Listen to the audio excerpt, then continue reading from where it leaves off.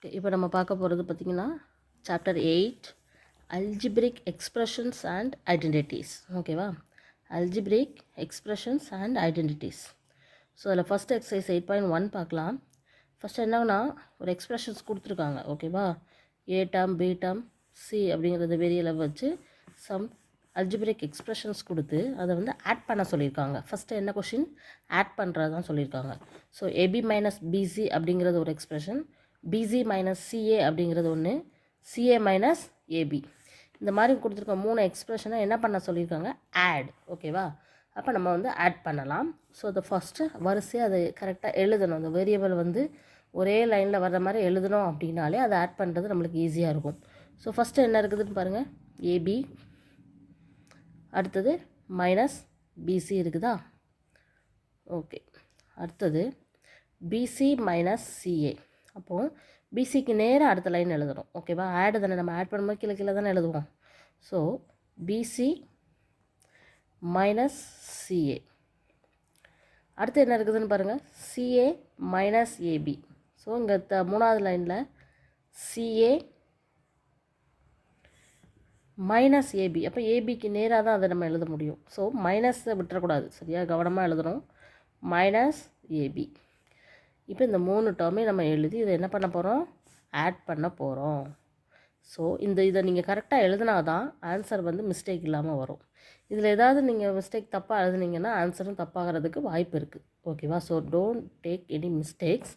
இந்த கொஷினை நல்லா பார்த்து சேம் ஆர்டர் சேம் லைனில் இருக்க மாதிரி பார்த்துட்டிங்கன்னா நமக்கு ஆட் பண்ணுறது ஈஸி. இப்போ ஃபஸ்ட்டு பாருங்கள். ஏபி இங்கே அதே டேர்ம் வந்து இன் டேர்ம்ஸ் ஆஃப் மைனஸில் இருக்குது. இப்போ ப்ளஸ் மைனஸ்னாலே 2 என்ன ஆயிரும்? இதுவும் கேன்சல் ஆகி 0 வந்துடும். அதே மாதிரி அப்படி தான் மைனஸ் பிசி இங்கே ப்ளஸ் பிசி இருக்குது. ஸோ ப்ளஸுக்கும் மைனஸுக்கும் பி மைனஸ் பிசி மைனஸ் சின்னு சொல்லி நம்மளுக்கு வர்றது 0வாக தான் வரும். இங்கேயும் பாருங்கள் என்ன இருக்குது? சிஏ மைனஸ் சிஏ இருக்குது, இங்கே கீழே ப்ளஸ் சிஏ இருக்குது. ஓகேவா? ஸோ இது ரெண்டையும் நம்ம ஆட் பண்ணாலும் என்ன தான் வரும்? 0 தான் வரும். ஸோ அதை ஆட் பண்ணோன்னா நம்மளுக்கு வர ஆன்சர் என்னன்னு பார்த்தீங்கன்னா 0. ஓகேவா? இதுதான் ஃபஸ்ட் கொஷின். 0 தான் ஆன்சர். சரியா? இதேமாதிரி அடுத்த செகண்ட் கொஷின் பார்க்கலாமா? செகண்ட் கொஷினை பாருங்கள். ஒரு 3 எக்ஸ்ப்ரெஷன்ஸ் கொடுத்துருக்காங்க. A minus B plus AB, B minus C plus BC, C minus A plus AC. இந்த மாதிரி இருக்குது. ஓகேவா? ஸோ இதுவுமே நம்ம வந்து கரெக்டான ஆர்டரில் எழுதிட்டோன்னா ஈஸியாக ஆட் பண்ணிடலாம். எப்படி ஆர்டர் பண்ணி எழுதுறேன்னு பாருங்கள். ஃபஸ்ட் எக்ஸ்ப்ரெஷன்ஸ் ஏ மைனஸ் பி, ஏன்னா இன்னொரு வேரியபிள் சி இருக்குது. ஸோ அதுக்கு இடம் விட்டுட்டு ப்ளஸ் ஏபின்னு எழுதுவோம். ஓகேவா? ஏன்னா இங்கே சி இல்லை, 0C. ஓகேவா? இப்போ அடுத்தது பாருங்கள். B minus C plus BC. ஓகேவா? அடுத்தது பாருங்கள். சி இங்கே மைனஸ் ஏ ப்ளஸ் ஏசி. இந்த மாதிரி இருக்குது. ஸோ இதை தான் நம்ம ஆட் பண்ண போகிறோம். ஆட் பண்ணலாம். ப்ளஸ் ஏ இங்கே மைனஸ் ஏ. ஸோ நம்மளுக்கு கண்டிப்பாக இது 0 ஆயிரும். மைனஸ் பி இங்கே ப்ளஸ் பி, இதுவும் 0 ஆயிரும். இங்கே minus C plus C. So இதுவும் 0 ஆயிரும். இது எல்லாமே 0. இது பாருங்கள். இது AB plus BC plus AC. ஓகேவா? ஸோ நம்ம வந்து இன் டேர்ம்ஸ் ஆஃப் மல்டிப்ளிகேஷனில் ப்ளஸ் ப்ளஸ்ஸாக இருக்குது. இது நம்ம அப்படியே தான் எழுதி ஆகணும். ஸோ இது எப்படி எழுதுகிறோம் பாருங்கள். ஏபி அது கூட பிசி ஆட் பண்ணுறோம், அது கூட ஏசி ஆட் பண்ணுறோம். சரியா? ஸோ இந்த மாதிரி இதில் வந்து 2A 2Bன்லாம் நம்மளால் எழுத முடியாது. ஏன்னா இது ரெண்டும் மல்டிப்ளிகேஷனில் இருக்குது. இந்த மல்டிப்ளிகேஷன் டைமில் நம்ம அப்படியே எதுவுமே தனித்தனியாக ஆக்க முடியாது. ஸோ இந்த டேர்ம் ப்ளஸ் இந்த டேர்ம் ப்ளஸ் இந்த டேர்ம், இந்த மாதிரி தான் நம்ம கொண்டு வர முடியும்.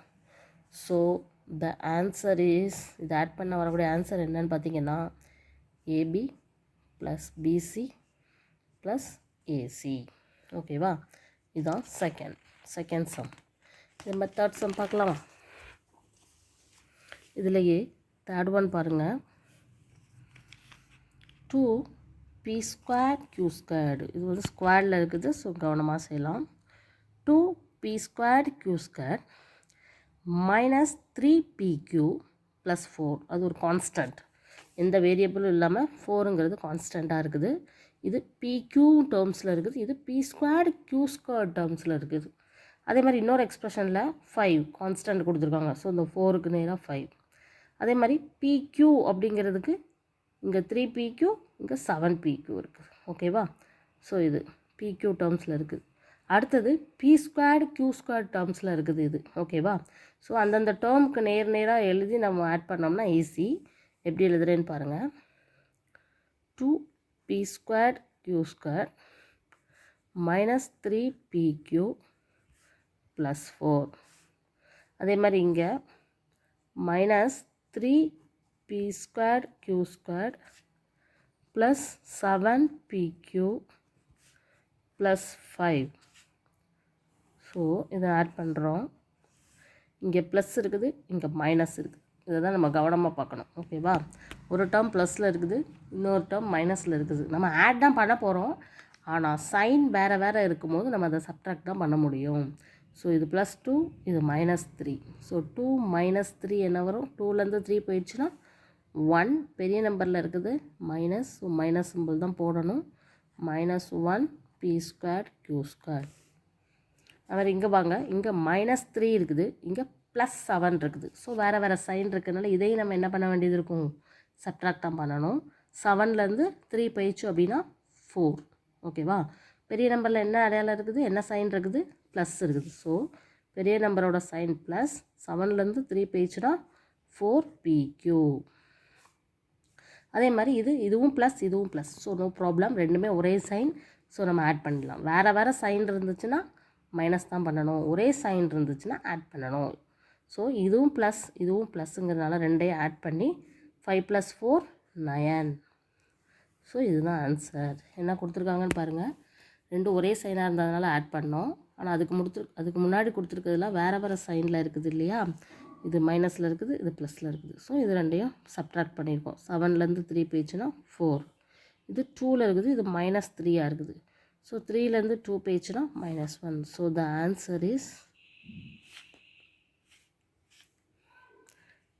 P² Q² plus 4PQ plus 9. இதுதான் இந்த கொஷினுக்கு answer. So very easy one. ஓகேவா? ஏன்னா இதில் நம்ம கேப் விட்டு எழுதுகிற மாதிரி எதுவும் இல்லை, எல்லாமே டைரெக்டாக நேராக எழுதி ஆட் பண்ணாலே ஓகே தான். ஸோ சேம் ப்ராப்ளம் இன் 4 என்ன இருக்குதுன்னு பாருங்கள். L² plus M² M² plus N² N² plus L² வந்த டேர்மே தான் வருது. 2LM plus 2MN plus 2NL. இதை எப்படி எழுதுறேன்னு பாருங்கள். இந்த மெத்தட் எப்படி எழுதணும்னு தெரிஞ்சால் இது ஈஸி. LMN 3 வேரியபிள் இருக்குது. ஸோ 3 ஸ்பேஸ் நம்ம கொடுக்கணும். ஃபஸ்ட்டு இருக்குது L² plus M². இங்கே M² plus N². அதே மாதிரி இங்கே N² இங்கே தான் வரும் ப்ளஸ் L². சரியா? அதே மாதிரி அடுத்தது பார்த்திங்கன்னா இந்த டேர்மில் எதுலேயுமே இல்லை. ஸோ அது அடுத்த டேர்மாக தான் வரும். 2LM plus 2MN plus 2NL. So இது எல்லாத்தையும் ஆட் பண்ணோன்னா என்ன வருதுன்னு பார்ப்போம். இங்கேயும் L², இங்கேயும் L². ஸோ ரெண்டுமே ஒரே sign plus plus. So 1L² plus 1L², 2L². அதே மாதிரி ப்ளஸ் போட்டுட்டு இங்கேயும் M², இங்கேயும் M². இது ஒரு NM²னா இது இன்னொரு M².